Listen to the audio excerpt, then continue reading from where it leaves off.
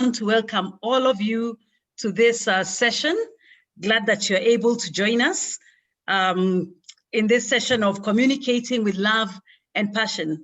And we are looking forward to a vibrant conversation from our panelists as they each tell us their story, because it's all about telling stories. And I'll just give you a highlight about what we're expecting in this session. And I'll just read the little blurb that you must have seen on your program, but just to get us really ready for this. How you communicate inside and outside the homeschooling community is vital. Conveying your homeschooling story is a powerful message. People respond to stories. Stories capture the imagination. What is your story? How are you telling it? Where are you telling it? This workshop and roundtable will focus on communication strategies and methods that work well within the homeschooling community. So welcome everybody. And as I welcome you and welcome the panelists, on behalf of the Global Home Education Council, would like to really extend a very warm welcome. Again, our session is Communicating with Love and Passion. And my name is Liz Gitonga. I will be moderating our discussion today. I sit on the advisory board of the GHEX and also on the GHEX Africa Regional Subcommittee. I'm from Kenya and I've been homeschooling for 20 years.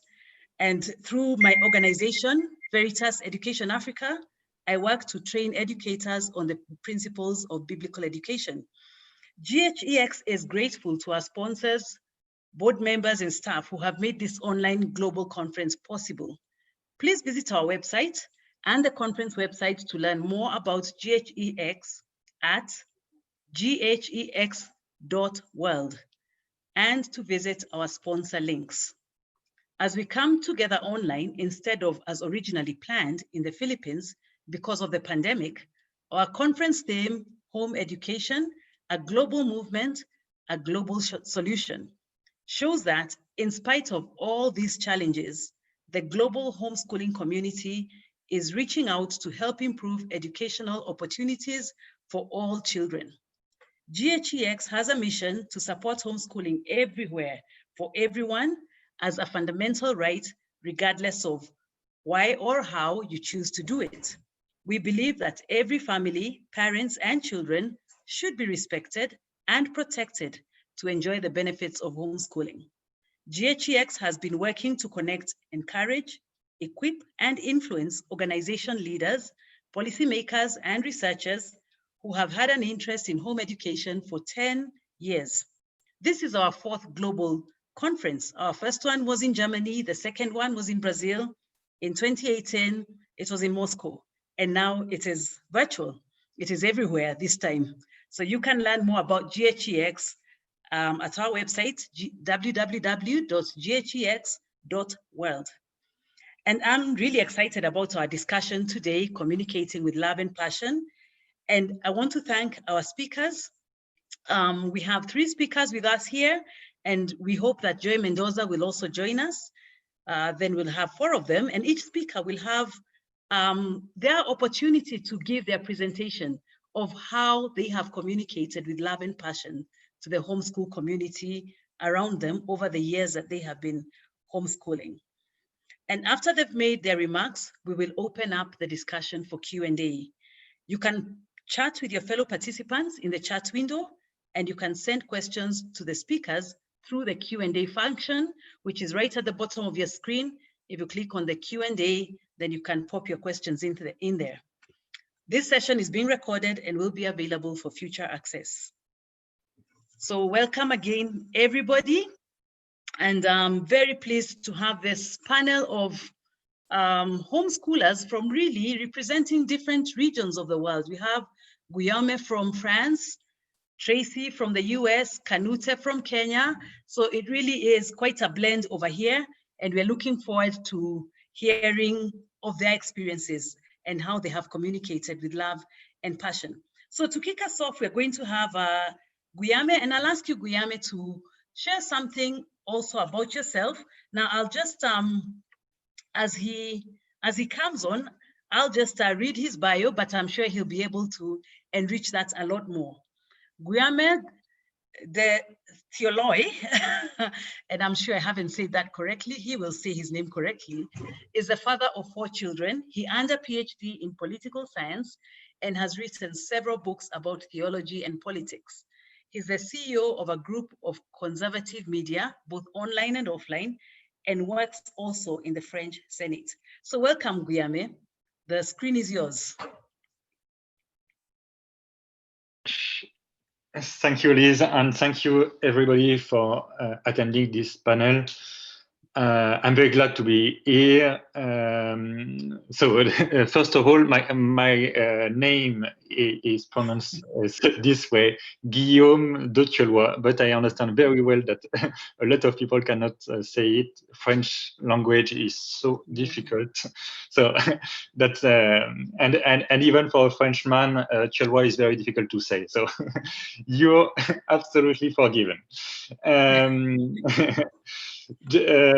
More seriously, I'm very glad to be here and share with you, all of you, this wonderful issue. And I would like to begin my first movement reading the subject was a movement of surprise.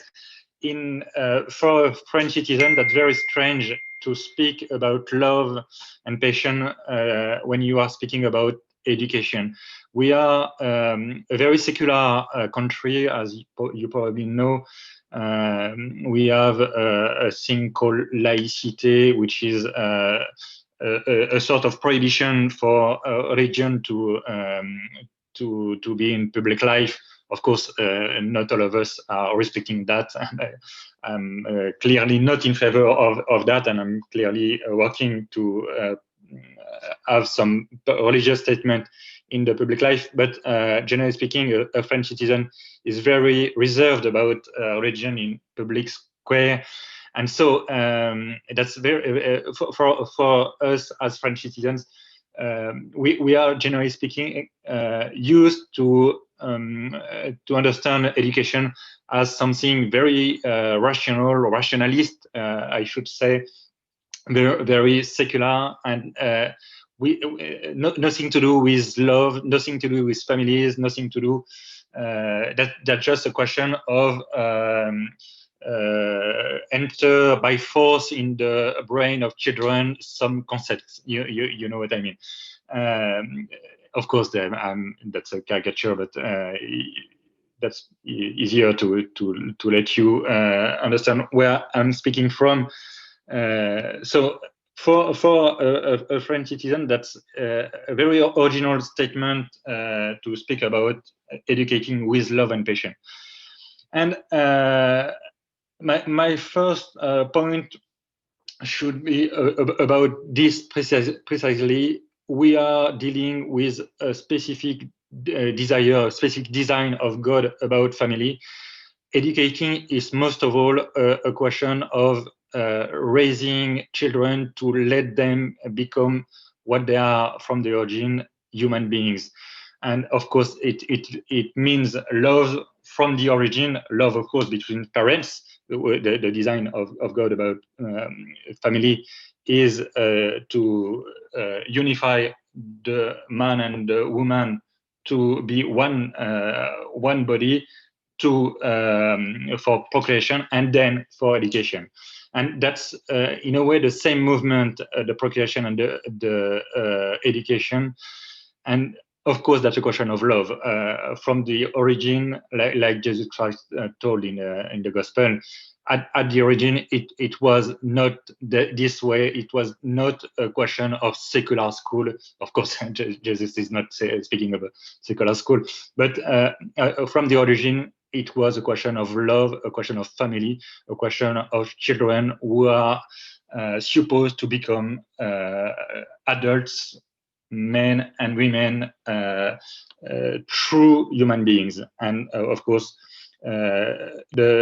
what they are learning at home and at school is to be true human, which means also to seek the truth. And you seek the truth with love also. So first of all, the main question for me is, what was the design of God, of the tradition and nature about human beings.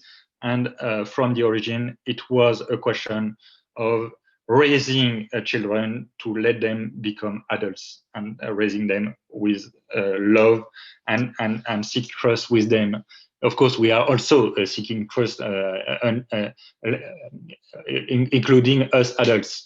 So first of all, the design about family and children. So second point, the school, of course, a lot of people are sending their children to schools. Not all of not all of us are homeschooling, but the natural way to educate children is homeschooling.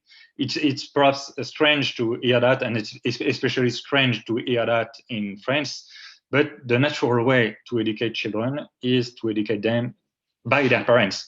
And the schools, when we are using schools, they cannot be nothing but subsidiarity for parents and families.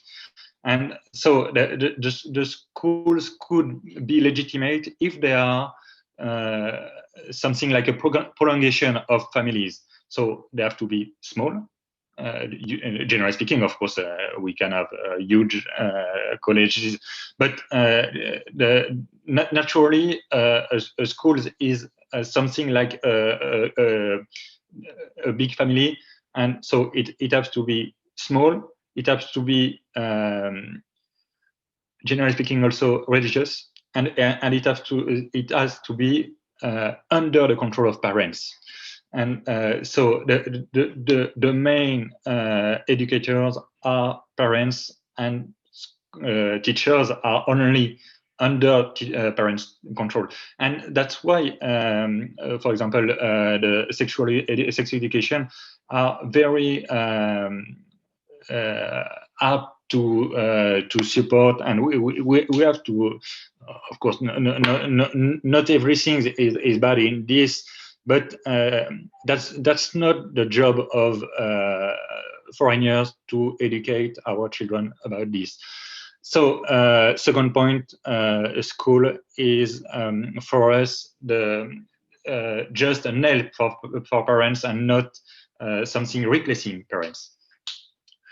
Of course, it helps parents to transmit our culture, our civilization, our concepts. Also, the truth in scientific area, the truth in the beauty in literary area, and so on. But and it can really help parents. But that's only an help. That's a beautiful help when it works well, but only an help. And third point, and I will finish with that, the third point is the huge dangers in our modern world, especially in the Western world, the dangers of totalitarianism. Schools replacing parents are very dangerous, not only for children, not only for parents, but also for societies. That's a very old totalitarian project. For us, it comes from the so-called French Revolution. I'm absolutely not a supporter of the so-called French Revolution. It's not French for me. But this revolution began with this project, this awful project, to take the children outside the families, to let them become good citizens, with quotation marks, of course, good citizens, which means not Christian at all, only adoring the goddess reasons, like Maximilien Robespierre was putting. And the school, the secular school, was in this project. It was to force children to go outside families, and to be indoctrinated in a way, to be a good citizen. Of course, we have many other examples, like communism or Nazism after that. And but of course, in the democratic countries, we don't have anymore such brutal totalitarianism, but we have a sort of subtle totalitarianism when some teachers are trying to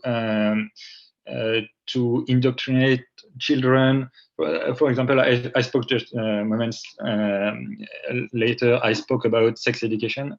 It's a sort of rape, of course, intellectual rape, if you want, but a sort of rape of the children to force them to hear even some very scandalous things about this, which should be beautiful. It's the place of love, and it's a place of love between parents and children, and that's not the place for foreigners, and especially not for foreigners indoctrinating children in very bad way.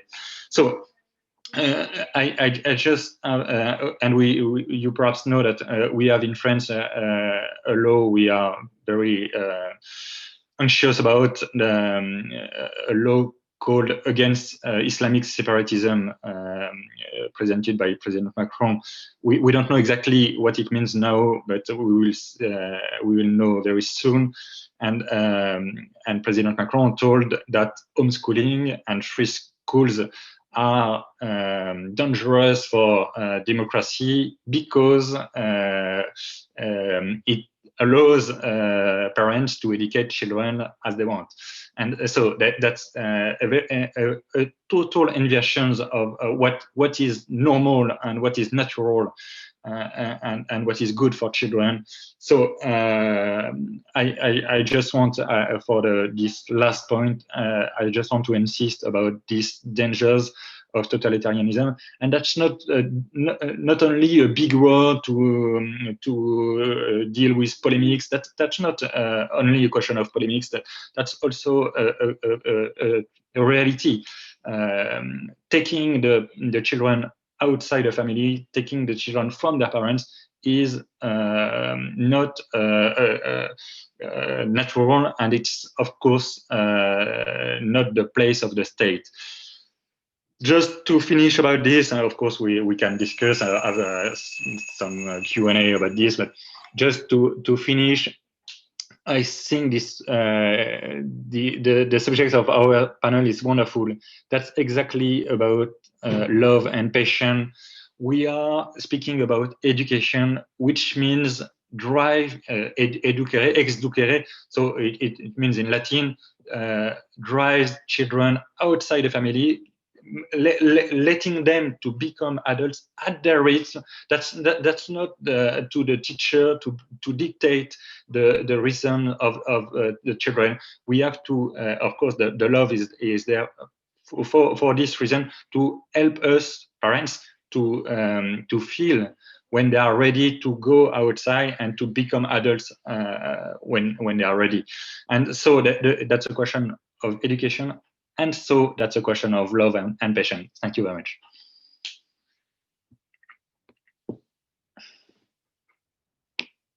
Sorry. Thank you so much, Guillaume. I think I got the pronunciation better now. By the end of this session, I'll have it all the way right. Thank you for those great insights about the role of parents, the role of education, and what it ought to look like, and even giving us a sneak preview into some of the concerns that you're having in France. And I think these will be issues that we'll hopefully get some time to look into in more detail as we get into the Q&A and informal discussion. Thank you. So the next panelists coming on is Canute Waswa. If any of you have been in any of his sessions or a session he's participated in this conference, he is quite a character, and you'll be glad to have met him. He is the energizer of the team all the time. So I'll just read his bio, and Canute, you'll fill in the gaps.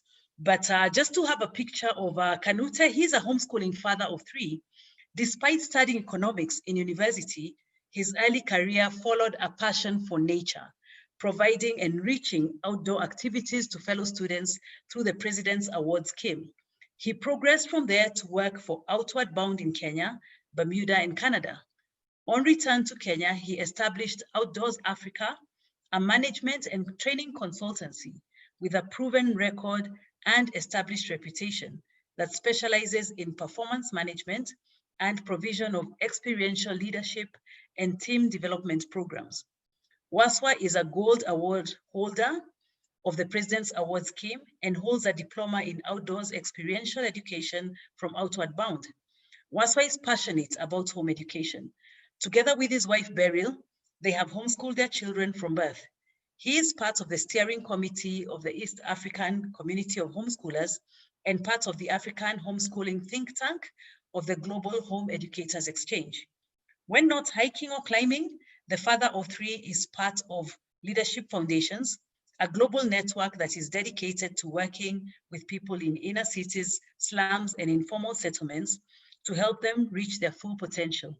Canute Waswa is an eclectic homeschooler in that he has seen the impact of experiential schooling, utilizing his passion for the outdoors to raise a legacy of the next generation of African leaders for the continent.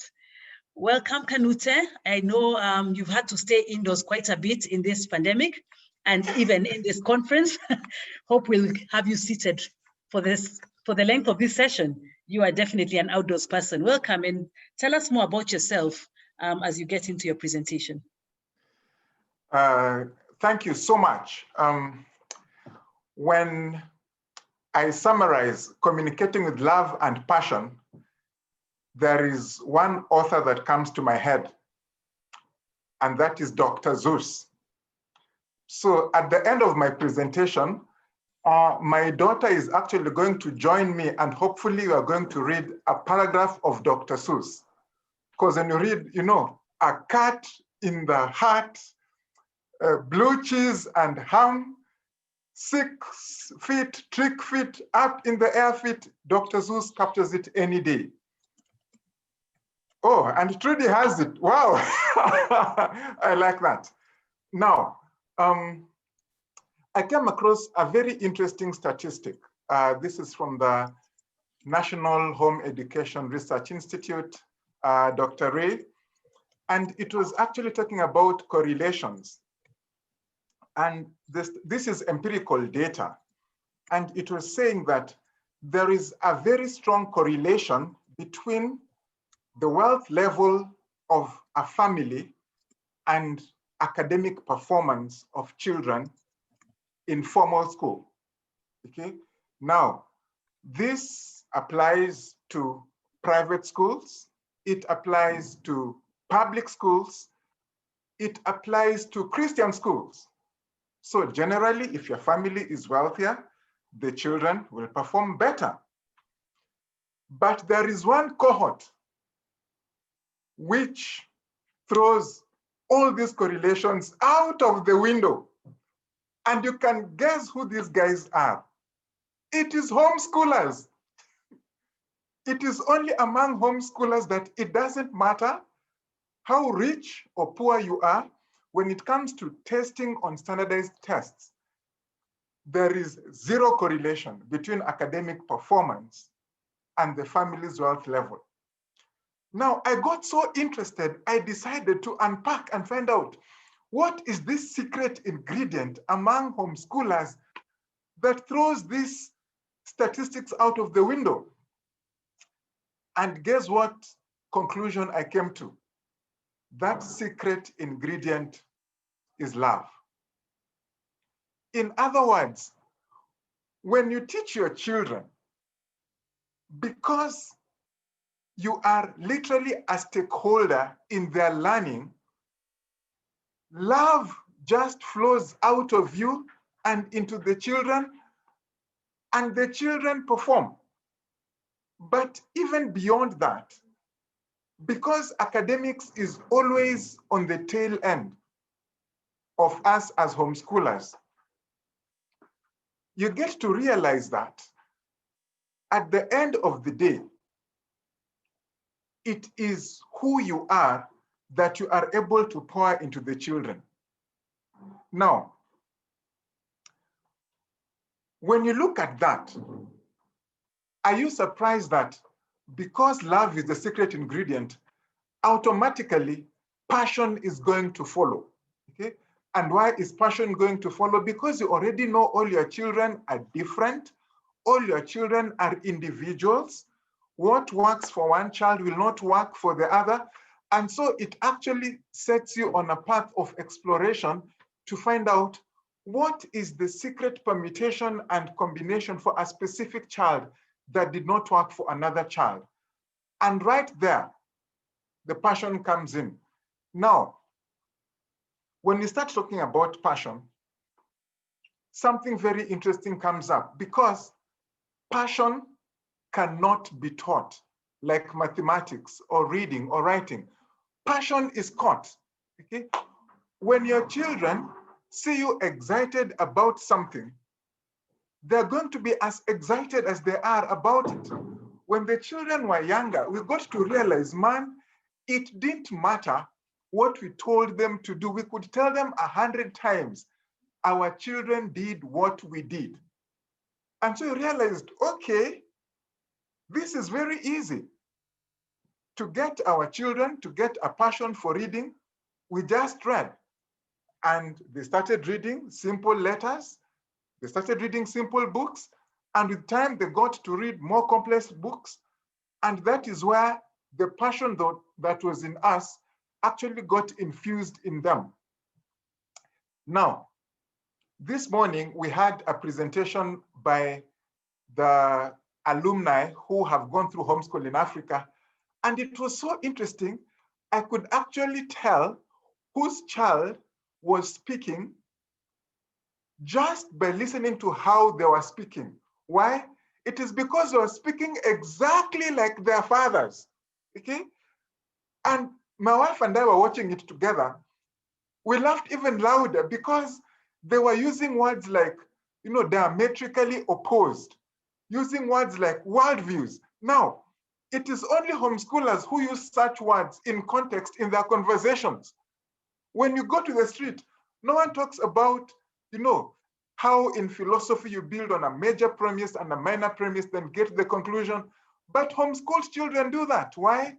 Because they have seen such conversations communicated passionately at their dinner tables. And that makes all the difference. Now, having said that, setting the stage for love and setting the stage for passion, what does this mean for us as homeschoolers when we go to communicate out there? When I look at my own experience, whenever I have found myself communicating on homeschooling, the people I am talking to broadly come from two different directions. We have those who are searching and they are genuine, and in the heart of hearts, they mean well, and they want to find out. Okay? When I communicate with such,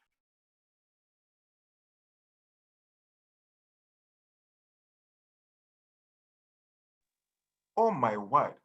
Liz, have you been hearing me? Yeah, because I just realized that I was muted. You just went off for like 2 seconds. Oh, sorry. Oh, thank you so much. You're fine. Yes, yes, and so there are those who they're in the heart of hearts, they mean well, and they're genuine, and they're searching. And for those ones, what I have needed to do is just to establish rapport with them, and in a sense, build and earn their trust. However, there are those who, from how they approach, you can literally see that they are coming for war. Okay, you can see conflict coming. Okay, you can see how they come and they say, you are the homeschoolers, you are the ones who are running away from the problems of the public school, you are the bourgeoisie, you are the escapists. You just lock your children in their houses. And when these people come, I always find myself with two choices. The first one is artificial harmony. Okay, artificial harmony just means, okay, just say whatever I want to say. When you are done, you will go anyway. Okay, but then there is the second option with such people where you explore the option that conflict is not necessarily bad, okay? In fact, when you talk to marriage counselors, people who do counseling in marriage, they tell us that when a married couple is really doing more fighting than lovey-dovey in their second year of marriage, that is a sign of a very healthy marriage. Why? Because the honeymoon is over. You discover he can't just keep his socks in the dirty laundry basket. The real him and the real her come out. And how you navigate that season is going to determine how you are going to go about your marriage for the next 5, 10, 15, and 20 years. And so when people approach me from that conflict perspective, I always use it as an opportunity to get to hear where they're coming from before I make them to understand where I'm coming from. And it always works.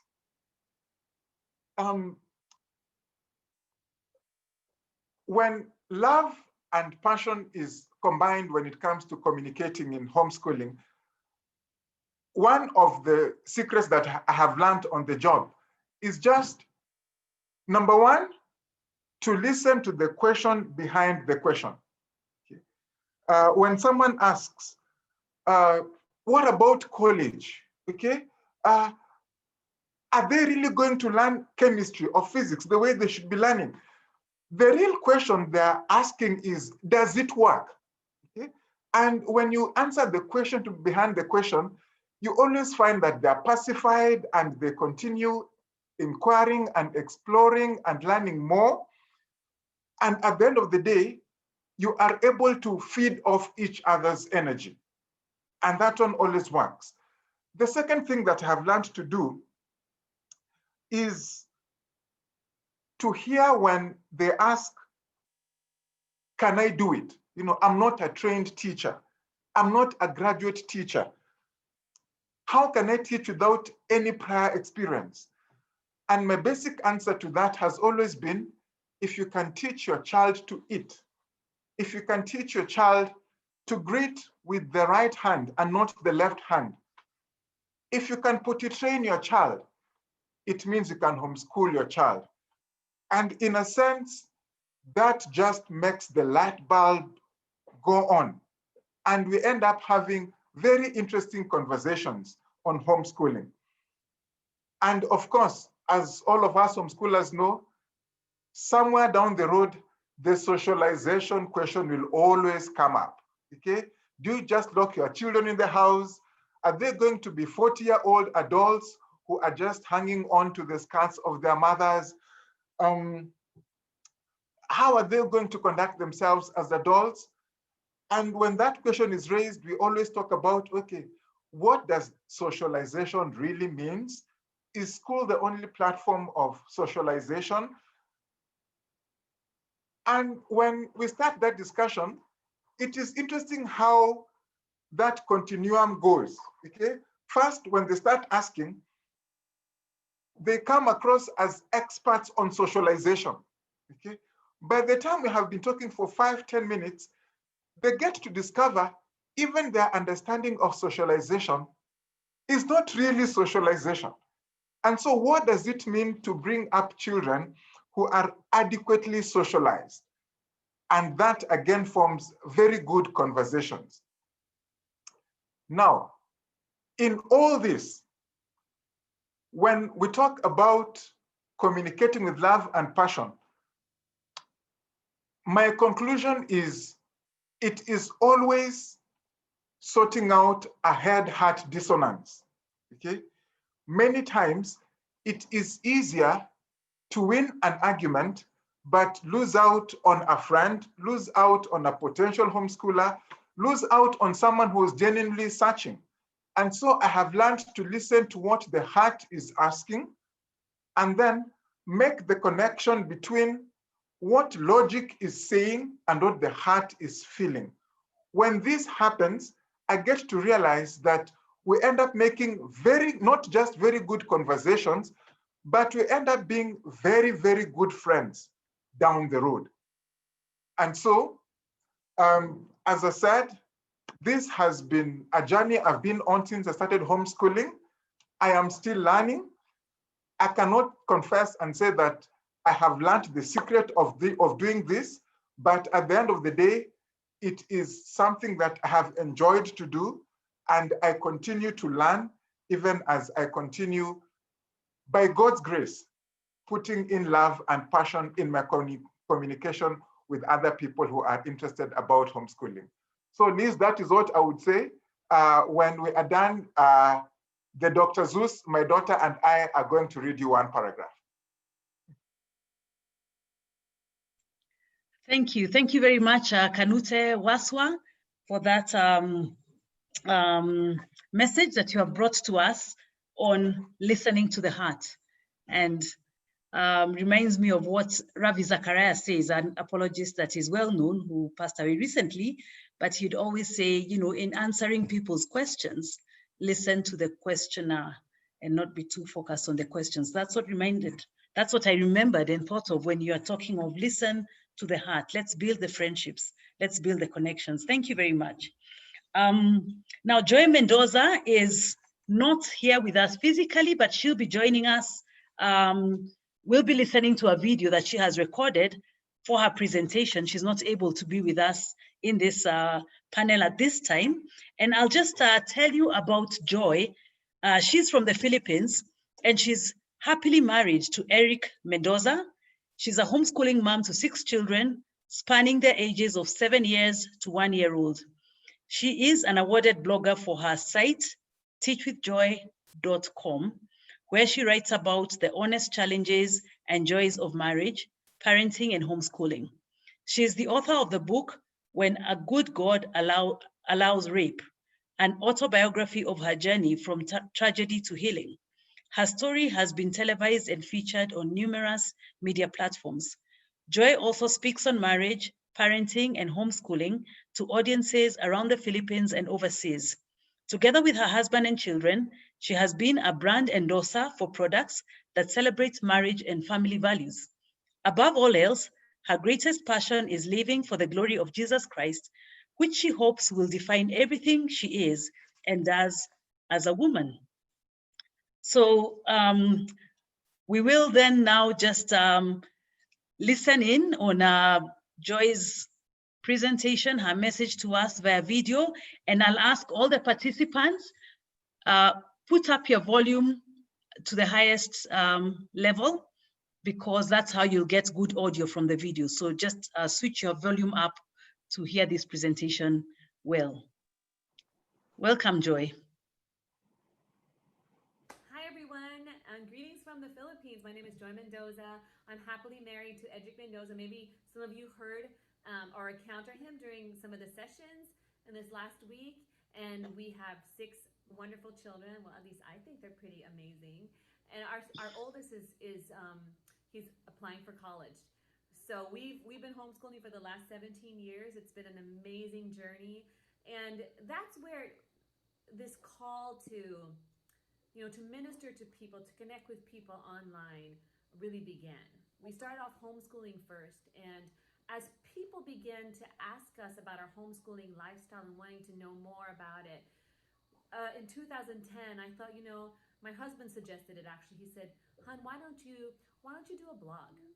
And I said, that's a good idea. And he and my father-in-law suggested that it be called Teach with Joy. So that's where it started. I started a blog called Teach with Joy.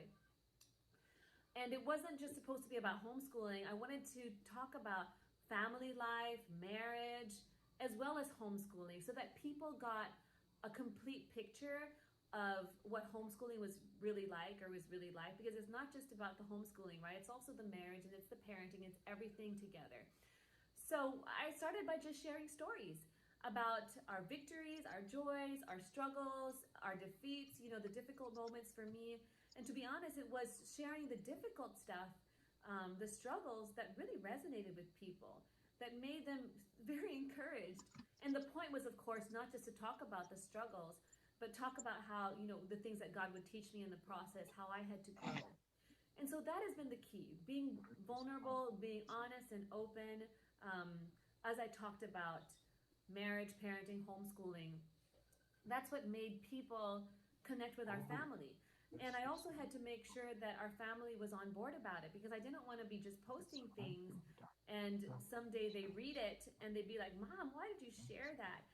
So as as my kids began to get older, I would tell them, kids, I hope you understand that our family really intends to be open. We are here to be a blessing to people. We want to connect with people. We want to talk about homeschooling and really lead them to the Lord, lead them to Jesus. So that's the purpose of Mom's platform. And they were, for the most part, in agreement with it. But I noticed that as they got older, as they became young adults, there'd be times where they would say, Mom, is it okay if you don't post that? And so I had to respect that. So that's the thing, right? On the one hand, you want to be honest and vulnerable and talk about the things that you may be struggling with as a family, but you still have to make sure that you honor your husband, you honor your children, and make sure that you're not shaming them. So that's the one thing I've had to navigate. And the other thing I've had to navigate is as people start to follow you and as people start to look up to you and look to you, there's that pride that creeps in. And I've always had to guard against that, because to be honest, it can be a struggle. I'm the kind of person who appreciates affirmation. You can ask my husband. And I'm always like, babe, I really appreciate if you affirm me more. So this is something that can be dangerous for a person like me who looks for affirmation, because it can be about posting things to get people's attention, for people to notice me, or for people to say, wow, what a great family. So I have to have accountability partners, people who will hold me accountable. And I also have to make sure that my husband is very aware of everything that I'm posting online. And if there's something that he doesn't feel peace about, then I give him that liberty to call me out on it, to correct me. And I've also said that to my readers. And I've told them, if there's anything that I post that is not glorifying to the Lord, that is hurtful or offensive in a way that, is obviously not honoring to God, then I have to edit it, I have to change it, let me know. Blogging happened for a number of years, and by God's grace, I won awards for my blog. But I had to shift the focus from doing long entries and long stories to Facebook and Instagram, and I had to start doing microblogging, because, and you probably noticed this, that people's attention span has just gotten shorter. So I had to change the approach to make sure that the content was still relevant, and make sure that the pictures were good, but not too canned. That's the thing, right? People know when it's fake or it looks too perfect. So there has to be that balance. I mean, you don't want to look terrible in your photos, or your family to look terrible, or the things that you're posting to be bad quality. But at the same time, you want to make sure that it still looks honest, and it still looks real and doable. So that's what shifted. So by God's grace, the Facebook page, it was also called Teach with Joy, has grown to about 218,000 followers. And my Instagram has been a slower burn. It's under my name, Joy T. Mendoza, and it's currently at about near 60,000. But that's the other thing. See, there can also be that temptation to keep checking how many followers, how many likes. And this is where I always have to make sure that my heart is right. Why am I really doing this? Am I doing this because it feeds something in me? And to be honest, the temptation is always there. But is my ultimate goal really to honor God, to point people to Him, to encourage others, to be a blessing, to get them excited about homeschooling, and let them see that, hey, I can do this. If she can do this, I can do this. So I always have to check my heart. And this is where I have to make sure that I'm aligned with the Lord, and I'm a Bible-believing person. I have a personal relationship with Jesus. So I have to make sure that I'm connected with Him, because when you are doing a lot of things online, the temptation is also to be overly focused on what's going on online. So that's the thing we have to navigate very carefully. But I still believe that homeschoolers, especially those who've been homeschooling for a while, should be online, should be connecting with people, and using whatever sphere, using whatever platform you have to influence the people who look up to you, the people who are around you, friends, family, others, and whoever God has given you to influence, your sphere of influence, whether it's a small following or a larger following. I mean, there's some people out there who have millions of followers, right? So really, the people who follow me, it's really a small number compared to that. But then again, it's whatever God has given us to steward, whatever number that may be, we have to, it's a treasure, right? It's a stewardship of trust. So are we going to make sure that, once again, our motivations are right, that we are really seeking to be a blessing to them? And then as you do that, as your motivations are right, the amazing thing is, you know, God will cause it to grow if that's really His will and if that's His plan for you. So if you like writing, if you enjoy taking photos, videos, then I think this could be a great way for you to connect with other people out there. Now, as I close, the other thing that my husband and I started to do during the pandemic, we have a lot of quarantine restrictions in the Philippines, so we can't really go out and mingle with people, do large seminars like we used to. But the amazing thing is, people are interested in hearing about homeschooling, about parenting, because they're getting stressed, right? Their kids are home with them, and even if they're trying to do homeschooling, the parenting may not always be healthy, or the marriage relationships may not always be healthy.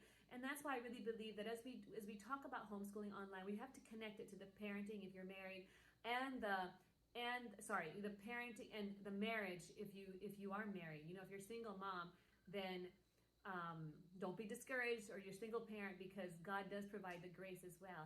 But if you're married and you're parenting, you got to figure out how to have healthy relationships in those areas so that it positively impacts the homeschooling. So we decided to also start a podcast. It's about to be launched, and it's called Family Unboxed. And the focus of it with our children is to do episodes where we talk about parenting concerns, obedience, respect, navigating the digital space, digital addiction, purity, identity, all kinds of topics that we feel are becoming concerns or issues today when it comes to parenting. And then we also realize that it's not just about the parenting, but it's also about marriage, the marriage relationship. And so this is why we have every Monday night, we have something called Mondates with the Mendozas. And it's very casual, very candid. And that's what people appreciate, is that it's not, you know, it's not something that's edited. It's really raw. And it's like Edric and I on a date, except that we talk about topics that we hope will really connect with couples out there, and even people who are, you know, maybe soon to be married or thinking about marriage. So this is how we've tried to converge everything, right? So yes, you know, I'm online to talk about homeschooling, but I'm also online to talk about marriage, to talk about parenting, and how that all connects with one another. So as I close, I just want to encourage you guys that you know, there's as you venture out and do maybe you know, go on Instagram or Twitter or Facebook, or start a vlog or start a blog, or whatever it is, whatever you feel called to, that, once again, to summarize, number one, that we would do it with authenticity and be honest and be real with people, and be available to respond to them, because some people will start writing you and trying to connect with you and really sharing their struggles and wanting feedback from you. And this is where I have to improve, because sometimes it gets overwhelming, but that means a lot to them. And then third, that it's really a stewardship, whatever sphere of influence God has given us to take care of, to connect with, then we need to steward that well, in an honorable way. And then fourth is, we have to remember that the parenting, the marriage, the homeschooling, they're intertwined. So we can also touch on those topics. It will help others to homeschool better. And then lastly, as we navigate the online space, and as your influence grows and God allows that we can never get our sense of identity from the applause that we receive or the attention, because it's a very fragile thing. And there's going to be, you know, the temptation to compare what somebody else is doing, the followers that somebody else has, and to feel insecure when we feel like we don't measure up in some way. So this is where we have to remember that our sense of identity can't be wrapped up in the online world that we're trying to influence and be a part of. And at the end of the day, we have to revisit our motivations regularly. You know, why are we going to do this? Is it really to be a blessing? Is it really to honor God and to reach out and connect to families out there, to be an encouragement to them? So as long as those motivations are in check, then, you know, praise God. I really think that people will connect with that. And then lastly, and this is a bonus, it's also possible that as your influence grows, that you can somehow monetize what you're doing. And this is where you're going to probably have to have convictions about if companies start approaching you and saying, can you talk about this product, or can we do an X deal with you? And this has just been a bonus. I never started doing these things for the money or because people were going to give me products, but that's just been a nice bonus. But I always still have to make sure that whatever products I post about or talk about are aligned with my values. Like, do they promote family values? Are they good products that will really be beneficial to people? Just because somebody's going to pay me something doesn't mean I'm just going to jump on the opportunity and say, okay, yeah, I want to do that because, you know, the money would be great. So once again, you need to, all of us, when we start doing this, need to really know what we stand for, why we're doing it, and then make sure that we revisit our motivations and stick to our values, and maybe even have a mission and vision for why you're going to do it and start it in the first place. And involve your family members. You know, as your kids get older, they might want to be a part of this and contribute, and you can use it to help them with their homeschooling, because all of us have to do well with our communication skills, and it's a great way for kids to grow in their communication skills. So maybe they can also be a part of the online space that you're going to, or the online platform that you're going to start. So God bless you guys. I hope you were encouraged. And you know what, if I can do it, any of you guys can. And so I pray that you guys would end this conference just recharged and ready to get started with your homeschooling, or excited to keep oning. And I think I have a visitor right here. I think this is one of my children. This is Tiana. Say hi, Tiana. So God bless you all, and take care, guys.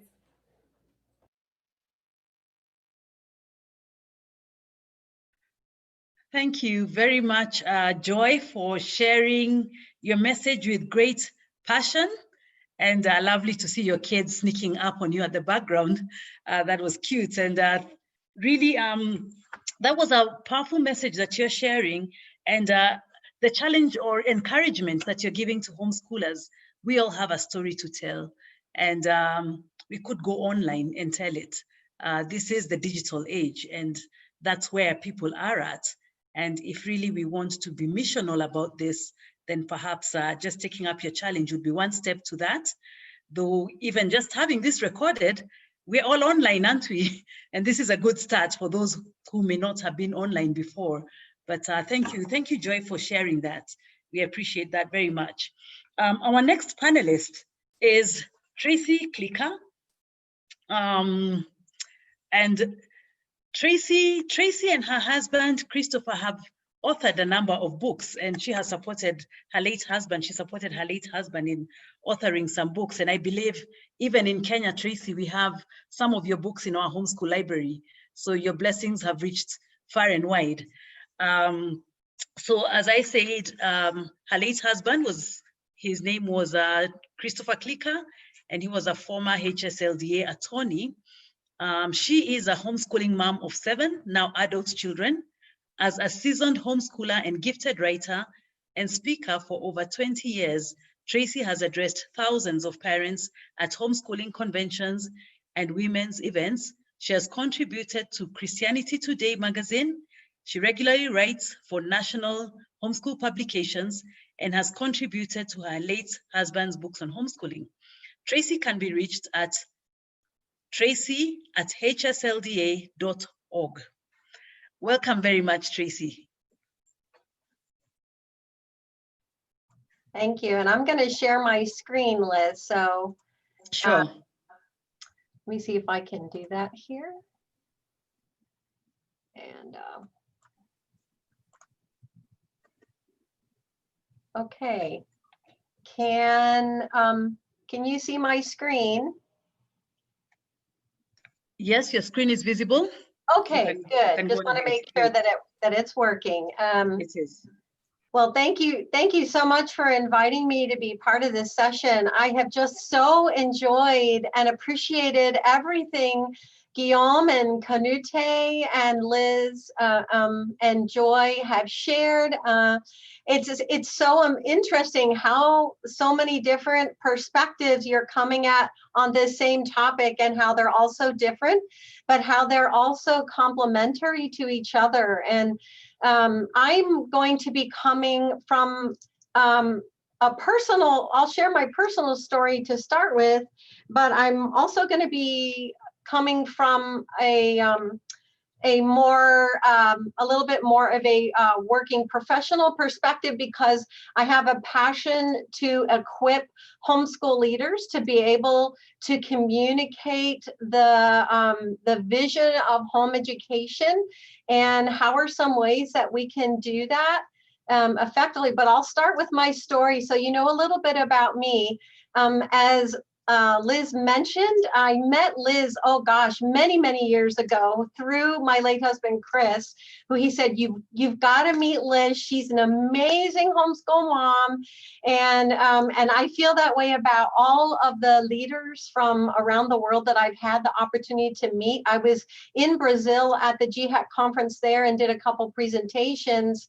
And I didn't get to be at the other ones, but a lot of these homeschool leaders, and maybe some of you listening or attending, I've known for years, and I'm so excited about how God is using homeschooling to transform families and your society, your communities through home education. We got into homeschooling, interestingly, through a really unconventional way. My late husband was in law school and I was in undergraduate school at the same university. And he was given, as an attorney, he was training to be an attorney. As part of his education in the summer, he was an intern for a U.S. constitutional law organization called the Rutherford Institute. There were 3 legal interns that summer, and they were all assigned different topics to work on that summer. And we had just gotten married right at the end of that school year. It was the end of my junior year, the end of his second of 3 years of law school. So we came to Virginia, and his assignment that summer was to research all the case laws and statutes that had ever been written about homeschooling, home education. Nobody had ever done that before. At that time, that was the first we heard about homeschooling. And at that time, we hadn't even realized that HSLDA, Homeschool Legal Defense Association, even existed. By the end of that summer of his doing all of that research, he had put together a 450-page document about home education laws and statutes all around the country. And so when we went back to school that last year and he started applying to work for constitutional law organizations, he didn't know exactly what he wanted, but he wanted to work for constitutional law. Michael Ferris, who was then president of HSLDA, saw his resume because he was lead counsel for a conservative Christian pro-family women's organization. And he said, this guy, Chris, knows more about homeschooling than I do even, because he was the first to have done all that research. And so after Chris interviewed, he felt like God was calling us to come to HSLDA. And that really put us into the homeschool world and in a professional way. But that summer of research really synced in our hearts that we had just gotten married, you know, a few months earlier. So we didn't have kids yet, but we decided we want to homeschool our kids. We see so many advantages to homeschooling. Canute, you did a fantastic job of communicating some of the blessings and advantages of home education. And we felt that same way. So we started having kids, and they just kept coming and coming and coming. And as Liz said, I mentioned I homeschooled 7 of my kids all the way from K through 12. And my late husband, Chris, served at HSLDA his entire professional career until he passed away in 2009 after a 15-year battle with MS. When he started at HSLDA, homeschooling was legal in about 5 states in the United States. And eventually, over time, it became legal in all 50 states. Liz mentioned he's written some books on homeschooling. They're kind of hard to get a hold of now because they were published in the 1990s, but they really laid a foundation for the right to home educate your children, the why you should home educate your children, what the biblical responsibility of parents is in raising and nurturing and educating children, and the reasons behind why home education should be free and should be a parental right. And so I was behind the scenes homeschooling for many, many years until his passing. And then after he passed away, I realized I needed some kind of a part-time job to help support my 5 kids I was still homeschooling. And HSLDA was like the only place I really had a passion to work for. I felt like HSLDA was like family. So that's a little bit of my story. I have several grandchildren, and one of my daughters has already started homeschooling. They're not even of school age yet, but she's just so excited about home educating that we're now in the 2nd generation, which is really exciting to see. With the remaining time that I have with you, I want to move over into how I might be able to encourage you in sharing your story as an organization, the stories of the families that you serve, how you're making a difference, what home education is doing and how it's impacting lives. And so I just want to start with why are stories important. And the best example of a storyteller and the importance of stories is Jesus himself. He told stories again and again and again in the scriptures, and stories became a springboard to influence people that listen to him, to teach them, to inspire them. So stories are really essential to any work that you're doing where you're trying to have an impact, whether it's one-on-one with another person's life, whether it's in a neighborhood or in your family or in your church or community, or as an organization, even more broadly, trying to reach people.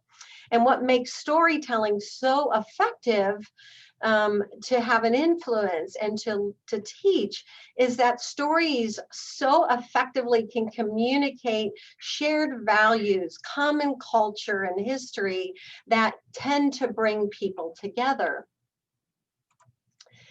Stories really are a bridge that God has given us to influence others. I love what Canute shared. I realized when he was talking, he's like, oh, I wasn't even planning to talk about how important it is to listen to other people. But really, listening is an invitation to let others tell their story, because it's not just us sharing our stories, it's also hearing other people's stories. And because stories connect people and bring people together, it's such a natural and important way to connect with people. There's a book that HSLDA leadership had many of the managers and directors here read a couple of years ago. And the book is called Start with Why: How Great Leaders Inspire Everyone to Take Action. Simon Sinek is not a believer. He's not a Christian. He's not coming from a biblical worldview. But we know that all truth is God's truth. And there's a lot of really good truth in his book. So I encourage you to get that book and read it. It will help you you all as leaders and what you do. But he said, one of the things he said in his book is people don't buy what you do, they buy why you do it. And what you do simply proves what you believe.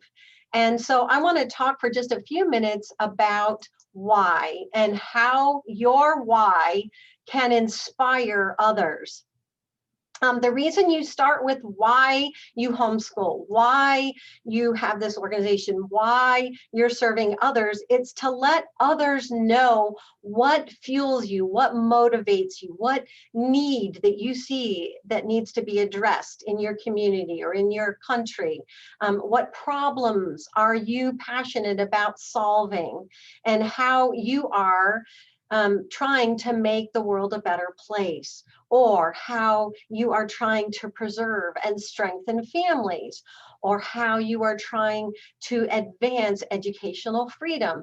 So we all have the problems that we're trying to solve, or what we're trying to preserve and promote, or advance, or make the world a better place. And those are what shapes in us the why of what we do. We homeschool because we wanted children to know the Lord and to follow him and to be excited about learning, and then have a vision to go out and make a difference in their worlds.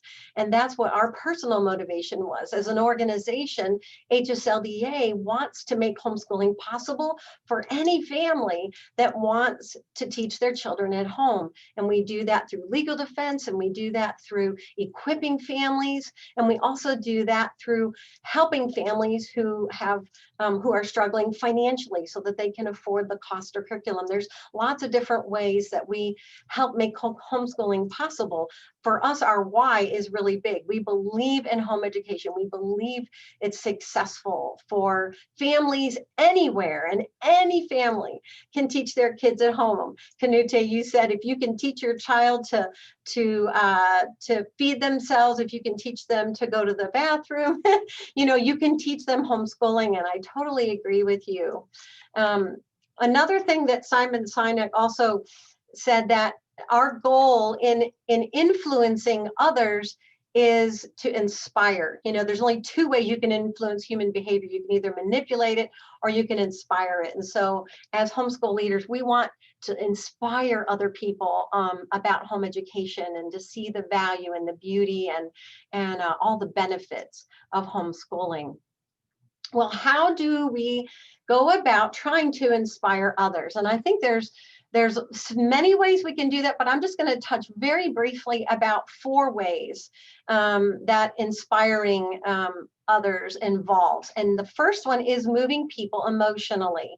So I've just, in the short amount of time that I've met you and heard what each of you presenters have had to say, I've been moved by different aspects of your story. I could hear your passion. I could see the why behind what you're doing. And because you were successful in moving and engaging my heart, you also connected with me on a personal level.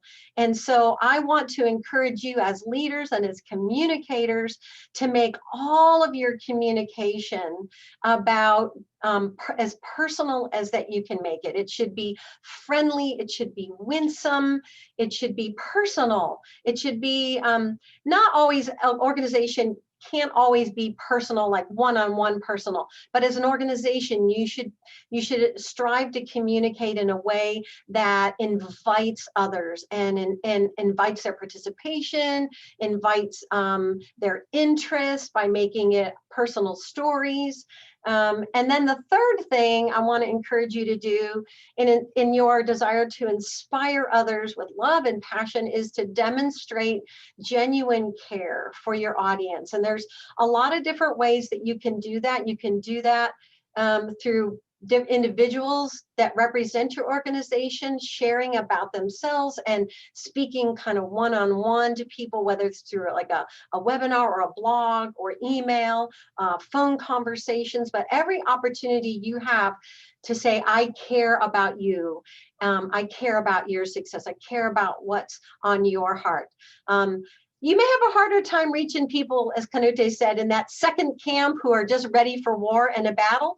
But even there, if you are able to communicate at least a basic level of care for that person, it might just be through giving them an opportunity to talk and to listen to them, can demonstrate that you care about their opinion and where they're coming from. It could possibly open up the door for continued conversations and building a relationship. And from there, that relationship then will grow this idea of establishing trust, which is so important if you are trying to raise money for your organization, if you're trying to get followers, volunteers, if you're trying to get people to buy into the idea of home education.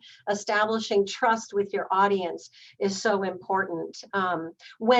When people believe you care, they're going to listen and they're going to come back to you again and again. And when people trust you because you are demonstrating professionally and personally that you are worthy of their trust, you are being transparent with them in your leadership and in finances and things like that as a business. Really, your nonprofit is a business, so you want to run it like a business. As you do those things, it's going to allow you to increase your level of influence and your sphere of influence. So with just the few minutes that we have left, I want to touch on what our opportunity to influence others is. So each of us is given an opportunity. Anytime you have an opportunity to connect with somebody on some level, whether it's through digital communications, whether it's through one-on-one communications, meetings, which we haven't been having a lot of those, at least one-on-one in person, or whether it's through written communications, whether it's over the phone, you have an opportunity to influence somebody. And so I want to encourage you to be intentional about what you want to do in your influence, how you want to influence people. And so 2 questions that I want to encourage you to think about as an organization is, how do you want others to feel? So what I mean by that is there are different ways that we can communicate. There's different purposes for our communication. And there are different results that we want to bring about through our communication. And people need information to be able to respond to you. So it's important to give them the relevant information that will enable them to make a decision in response to the information that you're giving them. But people never make decisions without engaging their feelings. And so think about how you want people to respond to the communication that you're involved in. Joy was talking about her blogging, and so her format is bringing women in and helping them feel normal when they have problems or doubts or struggles, helping them to feel cared for in her personality and in what she's offering for answers and solutions. And then also it's helping them to feel empowered, like I can do this. And so as an organization, there's a lot of different things you're going to want your audience to feel, but the more you think about what you want them to feel, it will help you to tailor your communications in a way that help facilitate that feeling and then that response, which as we get near to wrapping up here, is important to think about what you want others to do. Obviously, you're not going to want them to do everything in one type of communication, but think through in this particular setting, this particular message, this particular talk, this particular letter, correspondence, email, what do you want people to do? In fundraising world, we call that a call to action, a CTA, but there is a CTA in almost everything that you do. And also to ask yourself, what do we want to do? You know, we want to listen, we want to demonstrate care, but as far as what you want them to do. Do you want them to join your organization? Do you want them to join the homeschool movement and community? Do you want them to give to you financially? Do you want them to volunteer? Do you want them to become ambassadors and to spread the word about homeschooling and your organization and how your organization is serving homeschooling families? Do you want them to see you as the go-to resource for home education information and equipping? So think about that, what you want others to do and how you want them to feel, because that's going to help shape the various communications that you participate in, both as an organization and then in smaller settings, one-on-one and groups and things like that. Finally, I want to share just one short little video with you that that we created this year because, as you all know, the pandemic has made a lot of people stay home. It's closed a lot of schools. In the US, we have a huge increase in the number of families that are homeschooling. A lot of them actually had been thinking about it and considering it, and we're kind of heading in that direction. And the pandemic just sort of pushed them over the edge and got them started. Some families are homeschooling because they have to. They feel like there's no better option for them. And we're really, you know, those are the people, especially that we want to try to encourage to see the blessings and the benefits of being with their kids and teaching them and having those relationships with them. And so we did a little Mother's Day video this year, and there was no, you know, give us money or anything like that. It was done just to say, hey, we see you, Mom, and we care about you. And it was a really fairly easy thing to do. It's just one way that we are trying to help make homeschooling possible at HSLDA for moms out there who need encouragement. And so I want to share that little video with you as we wrap up, but I want to go back one more time before I do that and just say, when you think about what you want others to do, I want you to focus on inspiring them, because inspiration is a springboard for action. And so if you come away with nothing more than your goals of trying to engage with people and move them emotionally, to connect with them on a personal level, to demonstrate genuine care for them, and to work on establishing trust, you will go very, very far in your mission of trying to inspire others on home education. Well, let me close with this little video here. I hope you enjoy it, and then I'll wrap up.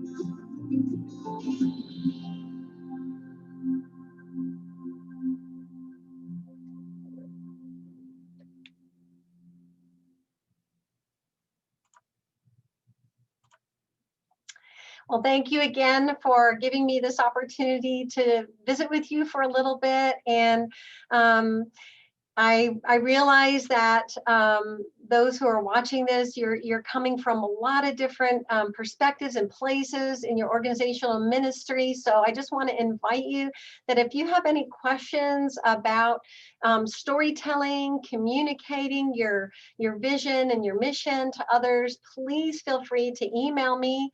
And I would just be so happy to help encourage you in any way that I can. So thank you very much. I'm gonna go ahead, Liz, and end my screen sharing here.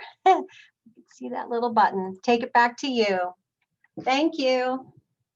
Thank you very much, Tracy. That was very encouraging even to me as a mom with not very young children, but just that last video was very special, but also the message that you carried to us as homeschool leaders to keep inspiring others, and you gave very good tips there on how we can be an inspiration to others, being very personal to them. And that's the thread I feel weaved in here, you know, for us to be genuine, to be personal, to listen to the heart, to know, as Guillaume set us off, you know, what was God's original design. It is love, and that being the basis of the foundation of the family. So those are very strong messages that we've gotten from all of you panelists. Now I see Canute with Lakisha. Hi, Lakisha. Yeah, are you ready to share the Dr. Seuss before we get on to any questions that participants you may have? Please, participants, feel free to chat with each other or give your comments on the chat. If you have questions, put them in the Q&A, and you can direct them to a particular panelist, or you can leave it as a general question or any comments. We welcome those, and we'll be looking at them as we move on to the last bit of our session. Over to you, Canute and Lakisha. Okay, so we decided to treat you to a Kenyan singing game because when you are talking about communicating passion out there, it has to be an overflow of the passion you're carrying from your homeschool. So there is a Kenyan singing game, which even Liz knows, that children who are 5, 6, 7 years in Kenya sing when they're skipping, and it's called Bubbly Gum. So my daughter and I are going to sing Bubbly Gum for you. Okay, Lakisha, you ready? Okay. 1, 2, 3, go. Bubbly gum, number 28, I went for a walk, but now I stop under breath. Blue band? Blue band, bye by 0, 0 by 0 is around and around. I am a boy and you are a girl. This is the factory I must do. Salute for the king, bend for the queen, close your eyes and count 15. So that's a song we sing here in Kenya when you are skipping. So at some point you'll have to close your eyes. At some point you'll have to skip going round. At some point you put in words that sound like what the rhyme goes, but generally it's an energizer. It's a counting game, so you know, psychomotor coordination, gross motor skills, and all those things that clever child psychologists talk about. But most important, you do it with your child, it communicates so much love and so much passion. Thank you very much. Thank you very much. Thank you, Canute and Lakisha. And yes, you're right. I actually do know that game. I remember skipping to that. That was a good reminder. Thank you. And yeah, for the love and passion. So we have a question here. And I think Joy would have been the person really to answer this, but so I'll just throw it out to all of us and just think of it in your context. How have you handled adverse blog comments? Yeah, any one of you can jump in and give your view on this, how to handle adverse blog comments. Thank you. Well, as Joy would have been the perfect person to answer this question, but I did have a blog for a few years, particularly around the time that my husband was passing away. It started with a Caring Bridge account because a lot of people were praying for him, wanted to know, and then after he passed away, people asked if I was going to continue to blog. So I did for quite a few years after, and then when the last of my kids were all in high school, I just got a little too busy for me to keep blogging all by myself as a widow. But that's a good question. And my biggest encouragement for people who are have negative comments that they're posting is is to evaluate the nature of the comment, and if it is like Canute said, listen to the question behind the question. If you're sensing that there may be something valid there that they're wanting underneath to have addressed, then you can respond with a gentle answer and say, it sounds to me like you're really wondering about maybe this, is that correct? And then that might turn the conversation into an opportunity to talk about maybe some preconceived idea or bad experience that they've had, or a negative conversation they've had with somebody over homeschooling, to turn it into an opportunity to make it a positive.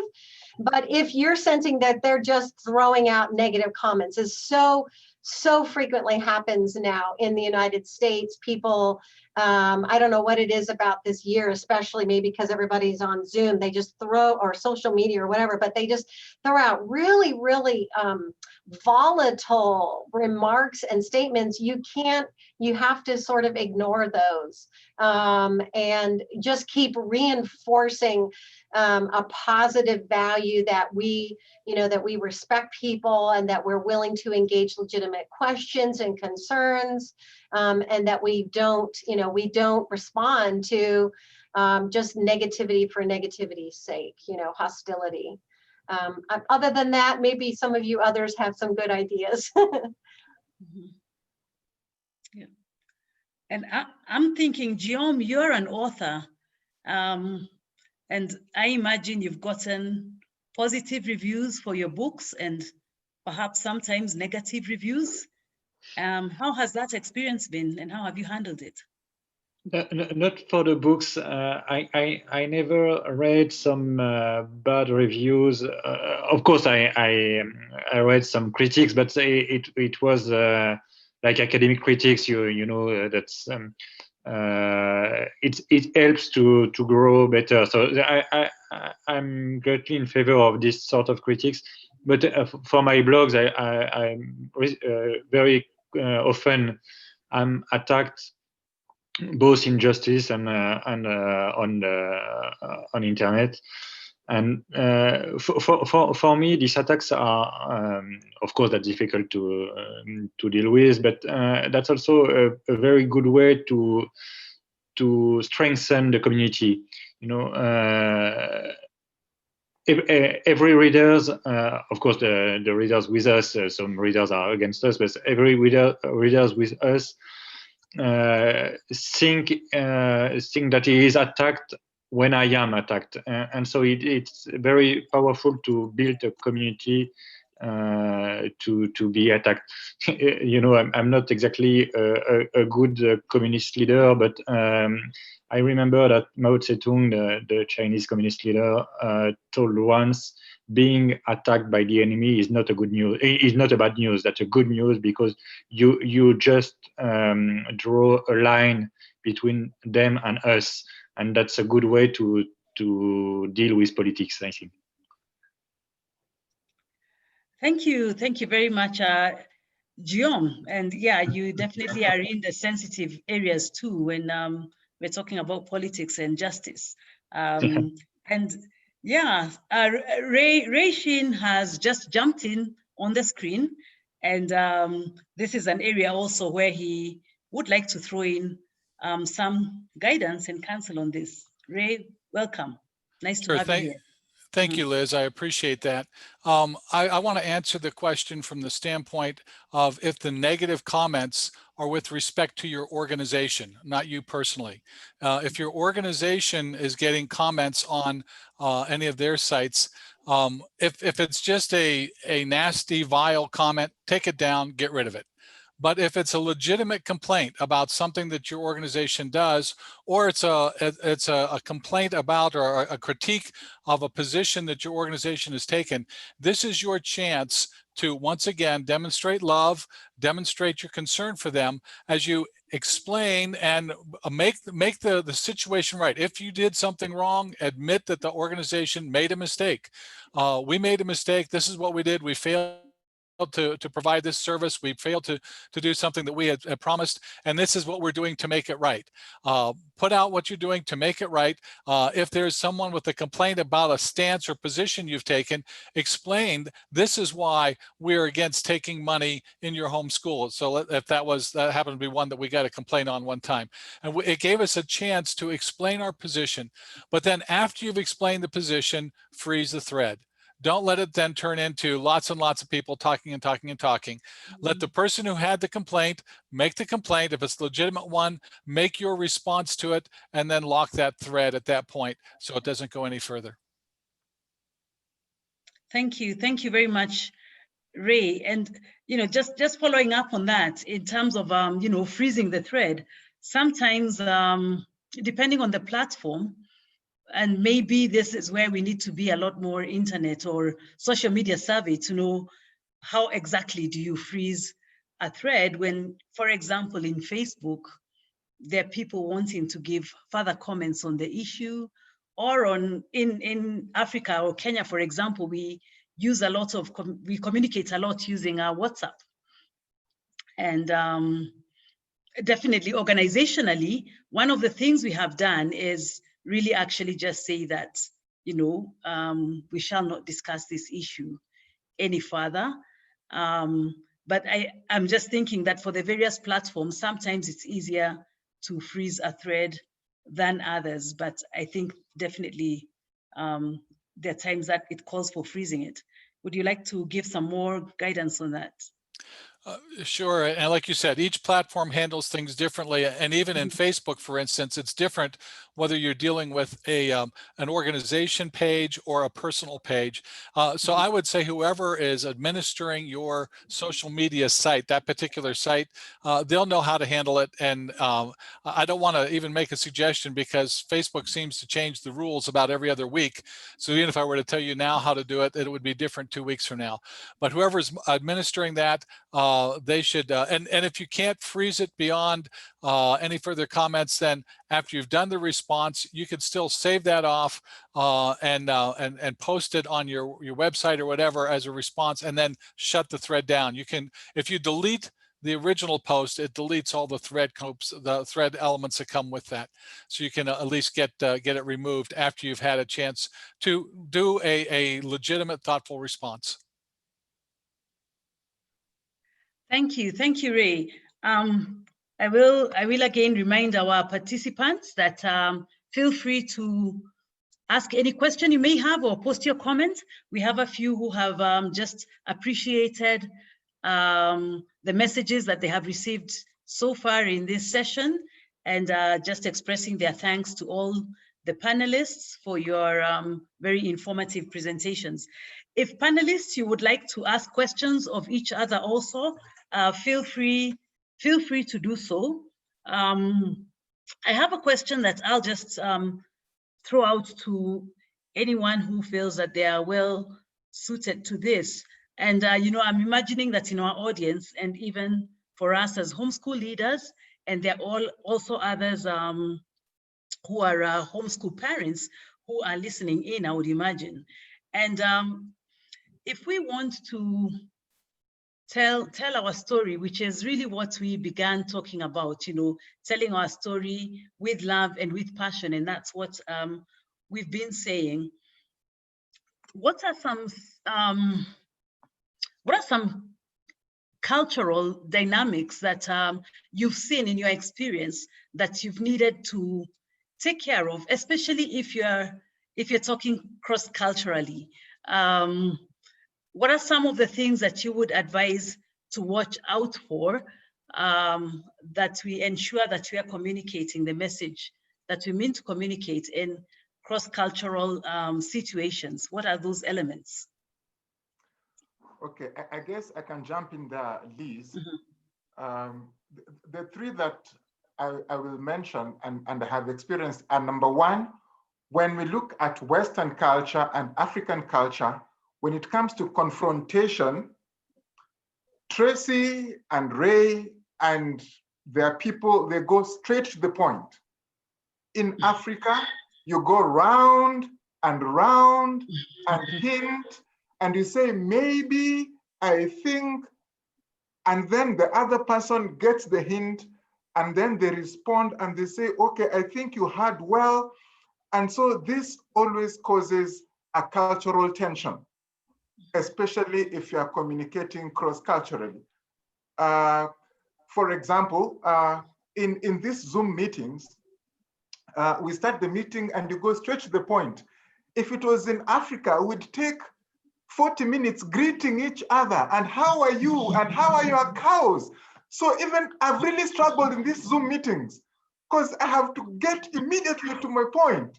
Okay, so that's one cultural thing that you have to be aware about.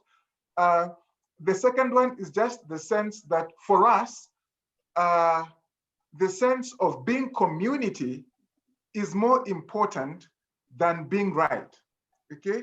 So that even in our homeschool experience, whenever there is an area in which we feel we're not agreeing, the overriding factor is we are together in this, we are the East Africa community of homeschoolers, and that is more important than saying, okay, at that point, you are right and I was wrong.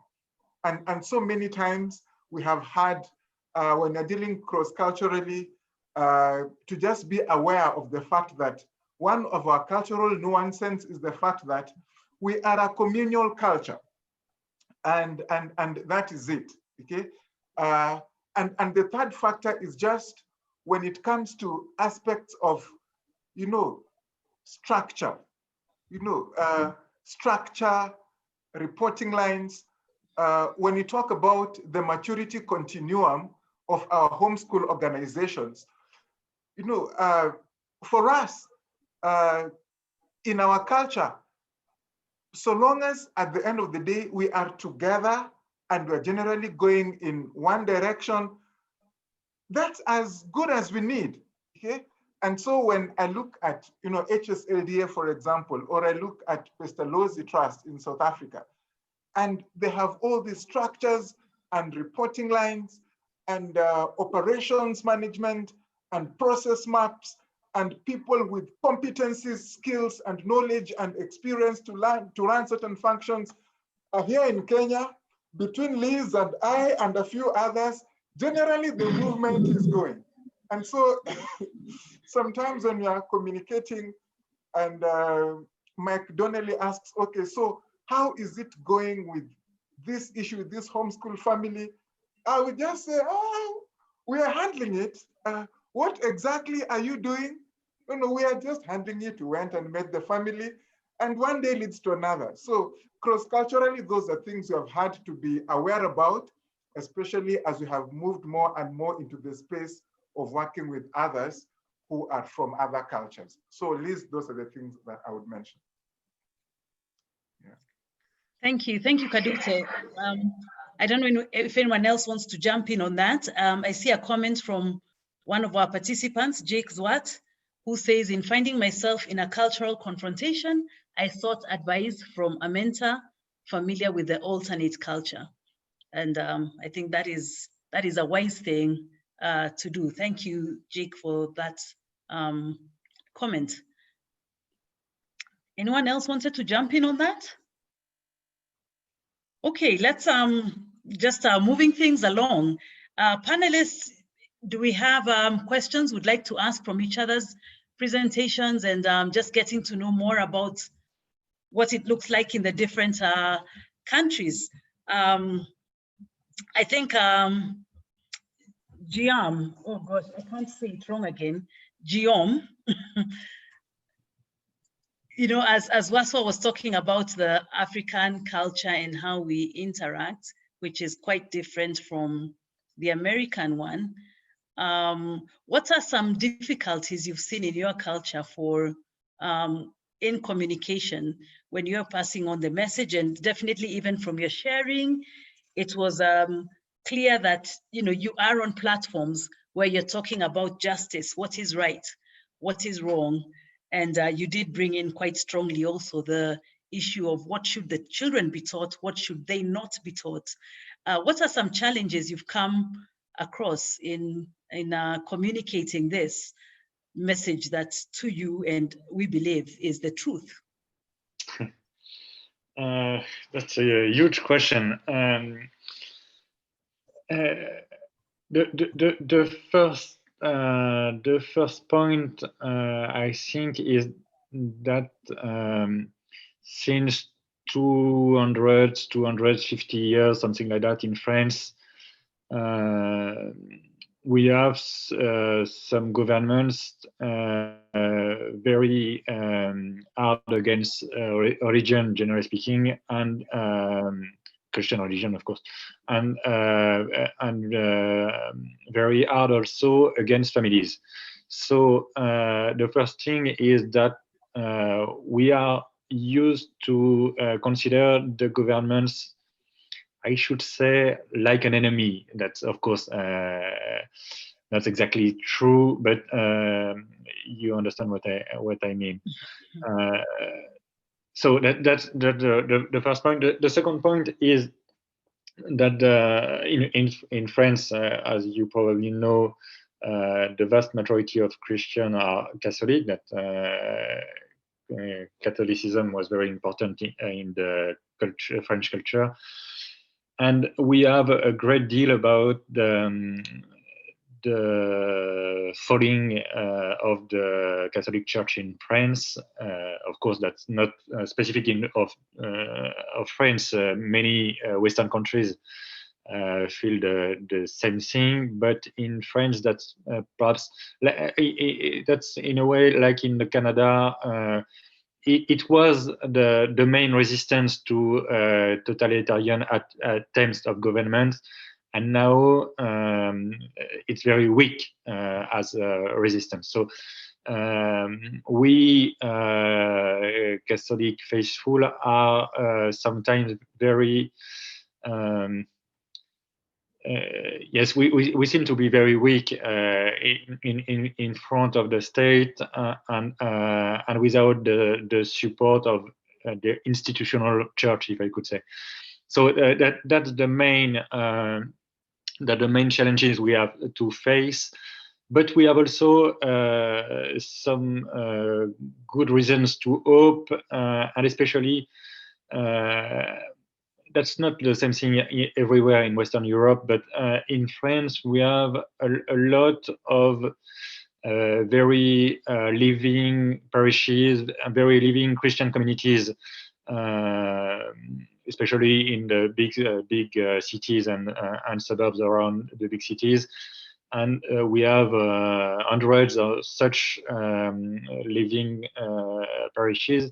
And from this soil, if I could say, we can raise some communities of people sharing a way of life, a way of seeing the world.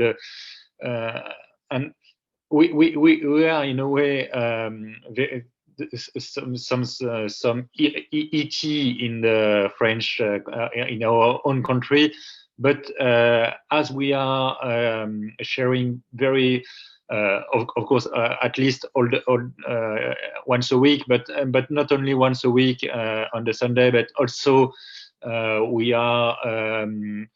have some dinner together. We build some schools together. We build some demonstrations together, etc., etc. For example, you perhaps know that we don't have the right to celebrate publicly the mass because of the pandemic, and we are hundreds, something like that, people of my parish, are organizing a demonstration in front of the town hall of and with the support, that's strange, with the support of the mayor of our city, we are demonstrating against the government and with the support also of the priest of the parish, we are asking the right to have public mass, and that's the same community sharing, of course, religious values, but also family values, also, etc., etc., and also the ability to help each other. That I think that's the main reason to hope, to have some hope in this very radical secular country.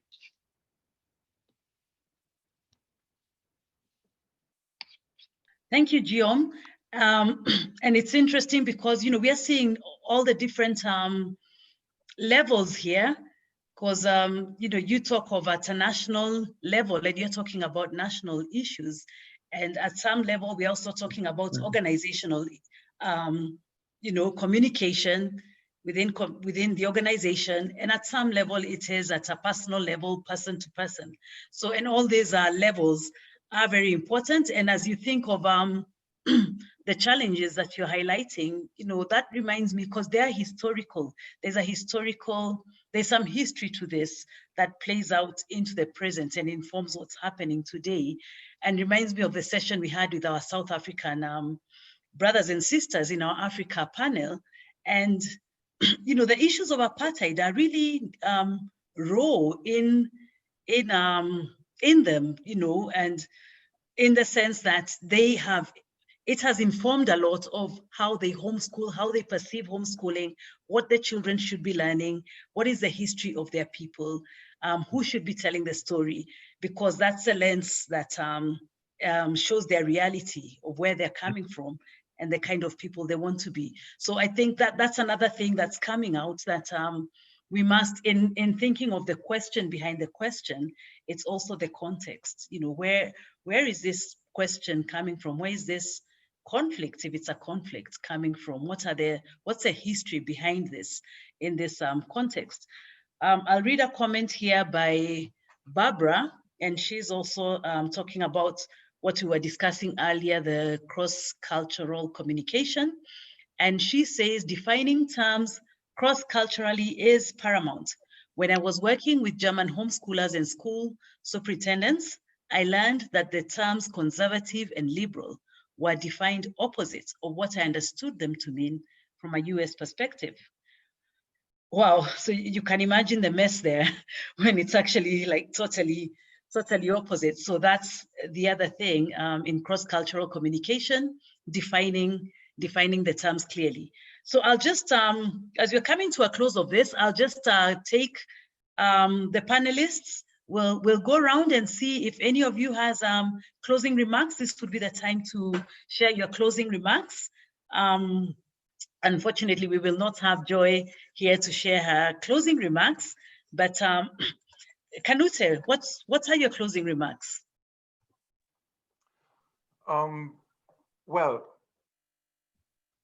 as someone who is passionate about education and finding myself in a context where I have had to work with educational initiatives, especially in the informal settlements around Nairobi and in the slums, one of the things that has reminded me constantly about why we need to communicate with love and passion is just how there is a certain demographic that has been disadvantaged by the system. Okay? And so, for example, in the informal settlements, because there are so many children in one class, the teacher does not have enough attention, enough time to give attention to one child, which means by the time the child is 10, they can hardly read. And yet, when they proceed from there, it now becomes reading for learning, as opposed to reading for understanding how to read. So you can imagine when they get disadvantaged, when it comes to reading for learning, it means they can hardly learn which means by the time they go to high school, there are high chances they're going to be dropouts, and some of these people will end up on the streets or will end up in jail. So by the time they get to jail and they're talking about jail reforms, this battle needs to be won upstream when it comes to basic reading and writing before the children are 10. And so for me as a homeschooler, when I came to know about that, I realized God has been gracious to us that without knowing it, and as we're simply reading with our children, we had actually won this battle. And so it makes me aware that there are many people out there who are fighting battles that they have no idea about, simply because that is how the system works. And when we find ourselves in a space when you are communicating with them, we need to be more aware, more conscious, and more intentional, simply because God has been gracious to us that we're able to win this battle, even without realizing that we were actually winning a battle. So that would be my parting shot when it comes to communicating with love and passion. Thank you, Canute. And I think, sorry, you had just frozen for a second there, but I think we got what your message was, and thank you very much for that. Ray, you wanted to jump in on the cross-cultural comment that was made regarding the definition of words being very different in German as opposed to in the US. That's a problem that happens anytime you're working cross-culturally. Barb and her husband served in U.S. embassies, and so that's how she had come across this situation. But I do a lot of international travel with work, and I have seen that same situation. As I go to different cultures, I have to be very careful what words I use and how I use them, because they do mean different things. And yet, to the point that many of the speakers have made, if you're communicating with that love and passion, you're communicating, people understand what you're trying to say, and you can work through that words. But once you get into an online, you're sending emails, you're doing online communication, it is much harder and much more likely to be confused. If you don't use the word correctly, your message will get very misunderstood and very, very garbled. So if you're working in an environment where you serve multiple cultures with your organization, be very careful how you communicate, what you communicate. Doesn't mean you shouldn't communicate. You just have to communicate carefully. Think through what you're saying so that it is less likely to be misunderstood. Mm-hmm. Thank you. Thank you. Thank you, Ray. And just reading some comments here as we move on to the other panelists. I'd just like to acknowledge Sandrine says thanks a lot to all the panelists, and Joy Jones gave a comment for Joy Mendoza. Joy, your passion genuinely shines through. So just so that we know what's coming through. Tracy, any closing comments? Thank you, Liz. I so appreciate what you all have shared, and the thing that I miss most about doing this Zoom presentation is I don't actually get to meet with the attendees and get to know you and visit with you, which is what I love most of all, and hearing your stories.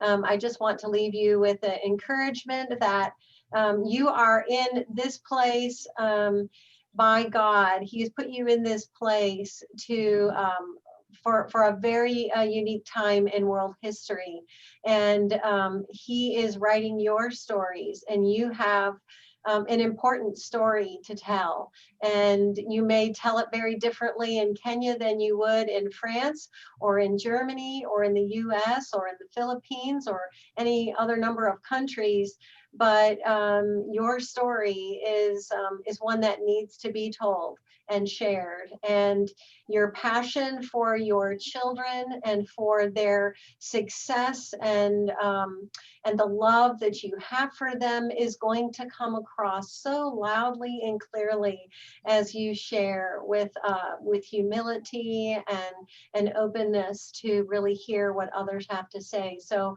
I just want to end by saying thank you for being part of this session. I hope that you got some encouragement and some good ideas out of it.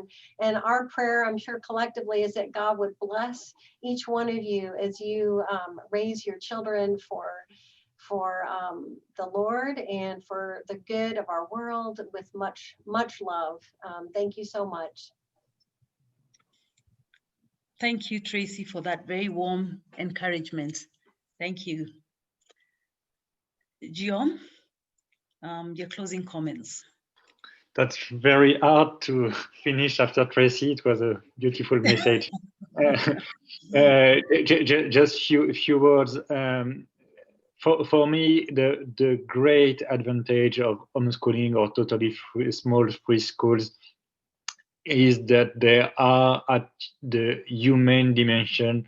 You cannot love a million of people. You can just love the people near you, your child, your wife, your husband. You can love the people, and this sort of virtual love, if I could say, which is very common in the contemporary world, is not true love. We have to deal with a true relationship between true human beings, and for me, the main thing of homeschooling, the main thing of these small schools we have in France is we can just test, in a way, if we are really truly loving our children, and that's not loving our children to send them far away just to and to give us a good conscience, telling they are learning some very impressive concepts. And no, the true love of our children is to take care of them now by ourselves, and yes, to take care of our the most loved one.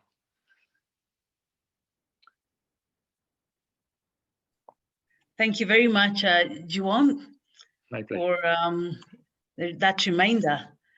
And thank you, Ray. And Ray, I don't know whether you have any closing comments. I know you came in to support the panel and, you know, just giving your words of wisdom, and you're welcome to give any closing remarks. Thank you. Well, thank you, Liz. And my closing remarks on this topic would be everything we do is communication. So whether you're speaking, whether you're just looking at someone, everything we do is communication. So understanding that, we communicate love and passion, we communicate anger, we communicate whatever we're doing based on what we're doing. So just be aware of that. Homeschooling is such a great, wonderful blessing that we want to make sure we're communicating that blessing to absolutely everyone. Thank you. And it's just been very lovely having this conversation with all of us. I personally have just learned a lot and feel very encouraged to go out and continue telling my story. And my prayer for all of us, even as panelists and participants, is that we will have opportunities, increasing opportunities to tell our stories with love and passion, and that we will also have others coming to tell us their stories, that we too can grow from their experiences.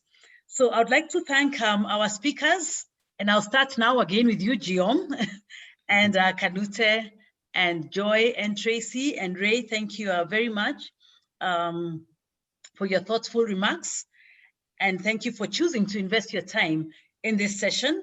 And as a reminder, this session will be recorded and will be available in the future. You'll be able to get it on the GHEX website, ghex.world. To learn more about GHEX and to support our mission, please visit ghex.world. Indeed, homeschooling is a global movement and a global solution. Thank you for being part of today's session, not lesson, but it was a lesson too, communicating with love and passion. And the session is now ended. Thank you all, and God bless you. Thank you.